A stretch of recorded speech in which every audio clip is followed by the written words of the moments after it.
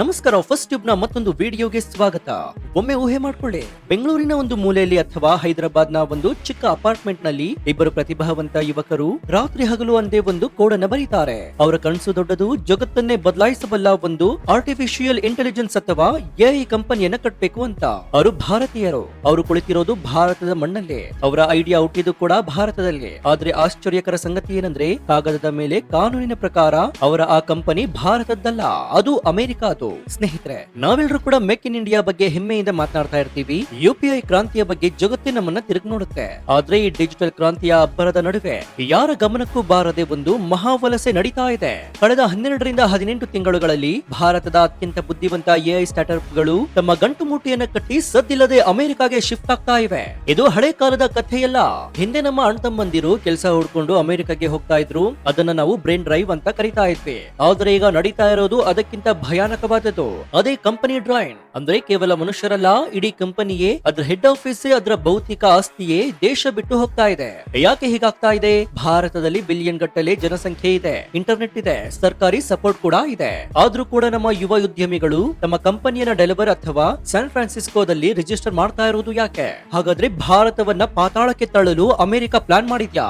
America ಅಧ್ಯಕ್ಷ Donald Trump ಒಂದ್ ಕಡೆ ಸ್ನೇಹವನ್ನ ಮಾಡಿಕೊಂಡು ಮತ್ತೊಂದು ಕಡೆ ಭಾರತವನ್ನ ಕುಗ್ಗಿಸಲು ನೋಡ್ತಾ ಇದ್ದಾರಾ? ಹಾಗಾದ್ರೆ ಭಾರತ ಎಐ ರಂಗಕ್ಕೆ ಆವರಿಸಿರುವ ಆ ಕರಾಳ ಗ್ರಹಣದ ಬಗ್ಗೆ ಎಳೆಯಾಗಿ ಬಿಚ್ಚಿಡ್ತೀವಿ. ಇದು ಕೇವಲ ಬಿಸ್ನೆಸ್ ಸುದ್ದಿಯಲ್ಲ, ಇದು ಭಾರತದ ಭವಿಷ್ಯದ ಆರ್ಥಿಕತೆಯ ಪ್ರಶ್ನೆ. ಸೊ ಈ ವಿಡಿಯೋವನ್ನ ಶುರು ಮಾಡೋದಕ್ಕೂ ಮುನ್ನ, ಅಮೆರಿಕ ಅಧ್ಯಕ್ಷ ಡೊನಾಲ್ಡ್ ಟ್ರಂಪ್ ಸ್ನೇಹದ ಹೆಸರಲ್ಲಿ ಡಬಲ್ ಗೇಮ್ ಆಡ್ತಾ ಇದ್ದಾನಾ? ನಿಮ್ಗೇನ್ ಅನ್ಸುತ್ತೆ ಅಂತ ಕಮೆಂಟ್ ಮಾಡಿ, ಹಾಗೂ ವಿಡಿಯೋಗೆ ಲೈಕ್ ಕೊಡಿ. ಜಗತ್ತಿನ ಅತಿ ದೊಡ್ಡ ಸ್ಟಾರ್ಟ್ಅಪ್ ಆಕ್ಸಿಲರೇಟರ್ ಸಂಸ್ಥೆ ವೈ ಕಾಂಬಿನೇಟರ್. ಇವರು ಜಗತ್ತಿನ ಬೆಸ್ಟ್ ಸ್ಟಾರ್ಟ್ಅಪ್ ಗಳಿಗೆ ಫಂಡಿಂಗ್ ಮಾಡ್ತಾರೆ. ಇತ್ತೀಚೆಗೆ ಇವರು ಹಾಕಿದ ಒಂದು ಕಂಡೀಷನ್ ಏನ್ ಗೊತ್ತಾ? ನೀವು ನಮ್ಮ ಹತ್ರ ದುಡ್ಡು ತಗೋಬೇಕು ಅಂತಂದ್ರೆ ನಿಮ್ಮ ಕಂಪನಿಯನ್ನ ಅಮೆರಿಕಾಗೆ ಶಿಫ್ಟ್ ಮಾಡಿ. ಇದನ್ನ ಅವರು ನೇರವಾಗಿ ಹೇಳದೇ ಇದ್ರು ಕೂಡ ಪರೋಕ್ಷವಾಗಿ ಇದೇ ನಡೀತಾ ಇದೆ. ಇದರಿಂದ ಏನಾಗುತ್ತೆ? ಸರಳವಾಗಿ ಅರ್ಥ ಮಾಡ್ಕೊಳ್ಳಿ. ಒಂದು ಎಐ ಕಂಪನಿ, ಉದಾಹರಣೆಗೆ ಜೆಪ್ಟೋ ಎಐ ಅಂತ ಅನ್ಕೊಳ್ಳಿ. ಇದು ಭಾರತದಲ್ಲಿ ರಿಜಿಸ್ಟರ್ ಆಗಿದ್ರೆ ಅದರ ಲಾಭದ ಮೇಲೆ ಟ್ಯಾಕ್ಸ್ ಭಾರತ ಸರ್ಕಾರಕ್ಕೆ ಬರುತ್ತೆ. ಅದು ಪೇಮೆಂಟ್ ಪಡೆದ್ರೆ ಆ ಆಸ್ತಿ ಭಾರತದ್ದು ಆಗುತ್ತೆ. ನಾಳೆ ಆ ಕಂಪನಿಯಲ್ಲಿ 100 ಕೋಟಿಗೆ ಮಾರಾಟವಾದ್ರೆ ಆ ಸಂಪತ್ತು ಭಾರತದ ಬ್ಯಾಂಕ್ ಗಳಿಗೆ ಬರುತ್ತೆ. ಆದ್ರೆ ಈಗ ಆಗ್ತಾ ಇರೋದೇ ಬೇರೆ. ಈ ಕಂಪನಿಗಳು ಫ್ಲಿಪ್ಪಿಂಗ್ ಮಾಡ್ತಾ ಇವೆ. ಅಂದ್ರೆ ಅಮೆರಿಕಾದಲ್ಲಿ ಒಂದು ಪೇರೆಂಟ್ ಕಂಪನಿ ಸ್ಥಾಪಿಸಿ ಭಾರತದಲ್ಲಿರುವಂತಹ ಒರಿಜಿನಲ್ ಕಂಪನಿಯನ್ನ ಕೇವಲ ಒಂದು ಬ್ರಾಂಚ್ ಆಫೀಸ್ ಅಥವಾ ಕೆಲಸಗಾರರ ತಾಣವನ್ನಾಗಿ ಮಾಡೋದು. ಇದರ ಪರಿಣಾಮ ಏನಾಗುತ್ತೆ ಗೊತ್ತಾ? ಬುದ್ಧಿ ಅಮೆರಿಕದಲ್ಲಿರುತ್ತೆ, ಬಂಡವಾಳ ಡಾಲರ್ ನಲ್ಲಿರುತ್ತೆ, ಲಾಭ ಅಮೆರಿಕ ಖಜಾನೆ ಸೇರುತ್ತೆ. ಭಾರತಕ್ಕೆ ಏನ್ ಸಿಗುತ್ತೆ?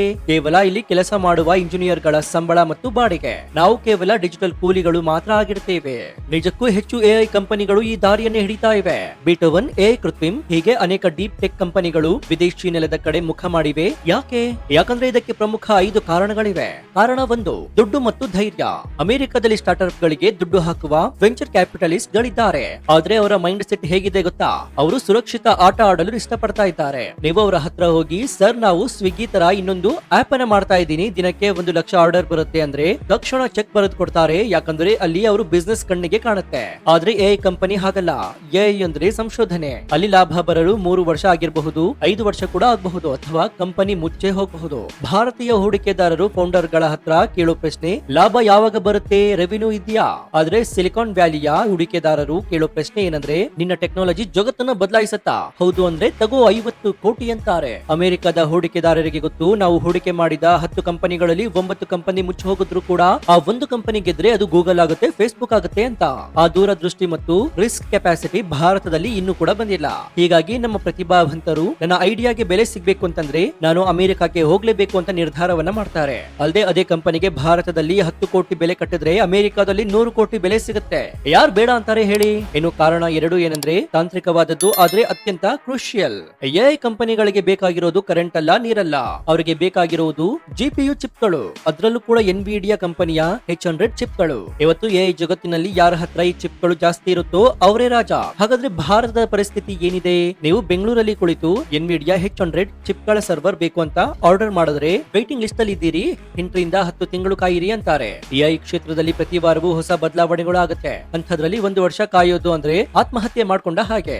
ಅದೇ ನೀವು ಅಮೆರಿಕದಲ್ಲಿ ಕಂಪನಿ ರಿಜಿಸ್ಟರ್ ಮಾಡಿದ್ರೆ ಅಮೆಜಾನ್ ವೆಬ್ ಸರ್ವಿಸಸ್ ಅಥವಾ ಮೈಕ್ರೋಸಾಫ್ಟ್ ಅಜೂರ್ ನಿಮ್ಗೆ ತಕ್ಷಣವೇ ಆ ಚಿಪ್ ಗಳನ್ನ ಒದಗಿಸುತ್ತವೆ. ಯಾಕಂದ್ರೆ ಅವರ ಡೇಟಾ ಸೆಂಟರ್ ಗಳು ಅಲ್ಲೇ ಇವೆ. ಸೊ ಅಲ್ಲಿ ವೇಗದ ಜೀವನ. ಚಿಪ್ ಸಿಗಲ್ಲ ಅಂದ್ರೆ ಪ್ರಾಡಕ್ಟ್ ಇಲ್ಲ, ಪ್ರಾಡಕ್ಟ್ ಇಲ್ಲ ಅಂದ್ರೆ ಬಿಸ್ನೆಸ್ ಇಲ್ಲ. ಸೊ ಚಿಪ್ ಗಳಿಗಾಗಿಯೇ ಕಂಪನಿಗಳು ಅಮೆರಿಕಾಗೆ ವಲಸೆ ಹೋಗ್ತಾ ಇವೆ. ಇದನ್ನ ನಾವು ಮೂಲ ಸೌಕರ್ಯದ ಕೊರತೆ ಅಂತ ಹೇಳಬಹುದು. ಇನ್ನು ಮೂರನೇ ಕಾರಣ ಏನಂತಂದ್ರೆ ನಾವು ಅಂದ್ರೆ ಗ್ರಾಹಕರು. ಭಾರತದಲ್ಲಿ ಸಾಫ್ಟ್ವೇರ್ ಗಳಿಗೆ ದುಡ್ಡು ಕೊಡೋದು ಅಂದ್ರೆ ನಮಗೆ ಒಂಥರ ಸಂಕೋಚ. ಭಾರತದ ದೊಡ್ಡ ದೊಡ್ಡ ಕಾರ್ಪೊರೇಟರ್ ಕಂಪನಿಗಳು ಕೂಡ ಎಐ ಸ್ಟಾರ್ಟ್ಅಪ್ ಗಳ ಹತ್ರ ಬಂದು ಏನಂತಾರೆ ಗೊತ್ತಾ, ನಿಮ್ಮ ಎಐ ಟೂಲ್ ಚೆನ್ನಾಗಿದೆ ಆದ್ರೆ ಫ್ರೀ ಆಗಿ ಒಂದು 3 ತಿಂಗಳು ಟ್ರಯಲ್ ಕೊಡಿ, ವರ್ಕ್ ಆದ್ರೆ ಆಮೇಲೆ ನೋಡ್ತೀವಿ ಅಂತ ತಿಂಗಳುಗಟ್ಟಲೆ ಫ್ರೀ ಆಗಿ ಕೆಲಸ ಮಾಡಿಸಿಕೊಂಡು ಕೊನೆಗೆ ಬಜೆಟ್ ಇಲ್ಲ ಅಂತ ಕೈ ಎತ್ತಿ ಬಿಡ್ತಾರೆ. ಅದೇ ಅಮೆರಿಕದ ಕಲ್ಚರ್ ನೋಡಿ. ಅಲ್ಲಿನ ಕಂಪನಿಗಳಿಗೆ ಸಮಯ ಅಂದ್ರೆ ಹಣ. ನಿಮ್ಮ ಎಐ ಟೂಲ್ ಇಂದ ಇವರ ಇಂಜಿನಿಯರ್ ನ 1 ಗಂಟೆ ಉಳಿಯುತ್ತೆ ಅಂದ್ರೆ ಅವರು ಲಕ್ಷಾಂತರ ಡಾಲರ್ ಕೊಡೋದಕ್ಕೆ ರೆಡಿ ಇರ್ತಾರೆ. ಅವರು ಸ್ಟಾರ್ಟ್ಅಪ್ ಗಳನ್ನ ಪ್ರೋತ್ಸಾಹಿಸಲು ಅರ್ಲಿ ಅಡಾಪ್ಟರ್ಸ್ ಆಗಿ ನಿಲ್ತಾರೆ. ಹೂಡಿಕೆ ಇಲ್ಲದೆ ಗ್ರಾಹಕರು ದುಡ್ಡು ಕೊಡ್ತಾರೆ, ಸ್ಟಾರ್ಟ್ಅಪ್ ನಡೆಸೋದು ಹೇಗೆ? ಹೀಗಾಗಿ ಯಾರು ಕಾಸು ಕೊಡ್ತಾರೋ ಅವರ ಊರಿಗೆ ಹೋಗೋಣ ಅಂತ ನಮ್ಮವರು ಅಮೆರಿಕಾಗೆ ಶಿಫ್ಟ್ ಆಗ್ತಾರೆ. ಇನ್ನು 4ನೇ ಕಾರಣ ಅಂದ್ರೆ ಅದು ನಮ್ಮ ಕಾನೂನು ವ್ಯವಸ್ಥೆಯಲ್ಲಿರುವಂತಹ ಕೆಲವು ತೊಡಕುಗಳು. ಅದರಲ್ಲೂ ಮುಖ್ಯವಾಗಿ ಸೆಕ್ಷನ್ 3K. ಇದರ ಪ್ರಕಾರ ಸಾಫ್ಟ್ವೇರ್ ಕೋಡ್ಗಳು ಅಥವಾ ಆಲ್ಗೊರಿದಮ್ ಗಳಿಗೆ ನೇರವಾಗಿ ಪೇಟೆಂಟ್ ಸಿಗೋದಿಲ್ಲ. ಎಐ ಕಂಪನಿಗಳ ಅದರ ಕೋಡಿಂಗ್ ಅಂದ್ರೆ ಬಂಗಾರ, ಅದನ್ನೇ ಪೇಟೆಂಟ್ ಮಾಡೋದಕ್ಕೆ ಆಗಲ್ಲ ಅಂದ್ರೆ ನಾಳೆ ಯಾರಾದ್ರೂ ಅದನ್ನ ಕಾಪಿ ಮಾಡಿದ್ರೆ ರಕ್ಷಣೆ ಯಾರು ಕೊಡ್ತಾರೆ? ಅಮೆರಿಕದಲ್ಲಿ ಸಾಫ್ಟ್ವೇರ್ ಪೇಟೆಂಟ್ ಪಡೆಯುವುದು ಸುಲಭ ಮತ್ತು ಅಲ್ಲಿನ ಕಾನೂನು ಐಪಿಗೆ ಬಲವಾದ ರಕ್ಷಣೆಯನ್ನು ನೀಡುತ್ತೆ. ಇದರ ಜೊತೆಗೆ ಟ್ಯಾಕ್ಸ್ ಟೆರರಿಸಂ ಭಯ ಕೂಡ ಇದೆ. Angel tax, GST notice, FEMA rules ಹೀಗೆ 10 ಕಂಪ್ಲೇಂಟ್ಸ್ ಕೂಡ ಇದೆ. ಒಬ್ಬ ಸಣ್ಣ ಫೌಂಡರ್ ಕೋಡಿಂಗ್ ಮಾಡ್ಬೇಕಾ ಅಥವಾ ಆಡಿಟರ್ ಆಫೀಸ್ ನಲ್ಲಿ ಬೇಕಾ? ಅಮೆರಿಕದ ಡೆವಲರ್ ನಲ್ಲಿ ಕಂಪನಿ ನಡೆಸುವುದು ಪಾರ್ಕ್ ನಲ್ಲಿ ವಾಕ್ ಮಾಡಿದಷ್ಟು ಸುಲಭ. ಅಲ್ಲಿನ ಕಾನೂನು ಬಿಸ್ನೆಸ್ ಗೆ ರೆಡ್ ಕಾರ್ಪೆಟ್ ಅನ್ನ ಹಾಕುತ್ತೆ, ರೆಡ್ ಟೇಪ್ ಅನ್ನ ಹಾಕೋದಿಲ್ಲ. ಸೊ ಇದೆಲ್ಲದರಿಂದ ಕೊನೆಯದಾಗಿ ಒಂದು ಕಟು ಸತ್ಯವನ್ನು ನಾವು ಅರಿಯಲೇಬೇಕಾಗುತ್ತೆ. ಫೋನ್ ಪೇ ಮತ್ತು ರೇಂಜರ್ ಪೇ ಕಂಪನಿಗಳು ಮೊದಲು ವಿದೇಶದಲ್ಲಿ ರಿಜಿಸ್ಟರ್ ಆಗಿದ್ವು. ಈಗ ಅವು ವಾಪಸ್ ಭಾರತಕ್ಕೆ ಶಿಫ್ಟ್ ಆಗಲು ಸಾವಿರಾರು ಕೋಟಿ ರೂಪಾಯಿ ಟ್ಯಾಕ್ಸ್ ಕಟ್ಟಬೇಕಾಗಿ ಬಂತು. ಈಗ ಹೋಗ್ತಾ ಇರುವ ಎಐ ಕಂಪನಿಗಳು ನಾಳೆ ದೊಡ್ಡದಾಗಿ ಬೆಳೆದ್ರೆ ಅವು ವಾಪಸ್ ಬರೋದು ಅಸಾಧ್ಯವಾಗಬಹುದು. ನಾವು ಕೇವಲ ಕಂಪನಿಗಳನ್ನ ಕಳೆದುಕೊಳ್ಳುತ್ತಾ ಇಲ್ಲ, ನಾವು ಡೇಟಾ ಸಾರ್ವಭೌಮತ್ವ ಕಳೆದುಕೊಳ್ಳುತ್ತಾ ಇದ್ದೇವೆ. ನಮ್ಮವರು ಕಟ್ಟಿದ ಸಾಮ್ರಾಜ್ಯ ಎಲ್ಲವೂ ಕೂಡ ಅಮೆರಿಕದ ಕಾನೂನಿನ ಅಡಿಯಲ್ಲಿರುತ್ತೆ.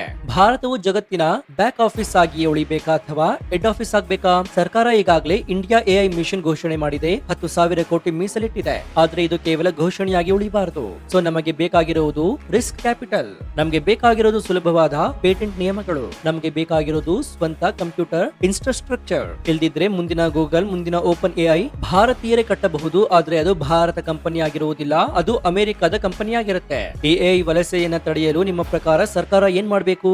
ಈ ಬಗ್ಗೆ ನಿಮ್ಮ ಅಭಿಪ್ರಾಯ ಏನು ಅಂತ ಕಮೆಂಟ್ ಮಾಡಿ ಹಾಗೂ ವಿಡಿಯೋಗೆ ಲೈಕ್ ಕೊಡಿ. ಜೊತೆಗೆ ನೀವಿನ್ನೂ ನಮ್ಮ ಚಾನೆಲ್ ಅನ್ನ ಸಬ್ಸ್ಕ್ರೈಬ್ ಮಾಡ್ಕೊಂಡಿಲ್ಲ ಅಂದ್ರೆ ಈ ಕೂಡಲೇ ಸಬ್ಸ್ಕ್ರೈಬ್ ಮಾಡ್ಕೊಂಡು ಪಕ್ಕದಲ್ಲಿರುವಂತಹ ಬೆಲ್ ಐಕಾನ್ ಅನ್ನ ಪ್ರೆಸ್ ಮಾಡಿ. ಇದರಿಂದ ನಾವು ಹಾಕುವ ಹೊಸ ವಿಡಿಯೋಗಳ ನೋಟಿಫಿಕೇಶನ್ ಮೊದಲು ನಿಮಗೆ ಸಿಗುತ್ತೆ. ಇದಾಗಿತ್ತು ಈ ಕ್ಷಣದ ವಿಶೇಷ. ನೋಡ್ತಾ ಇರಿ ಫಸ್ಟ್ ಟ್ಯೂಬ್ ಕನ್ನಡ. ಧನ್ಯವಾದ.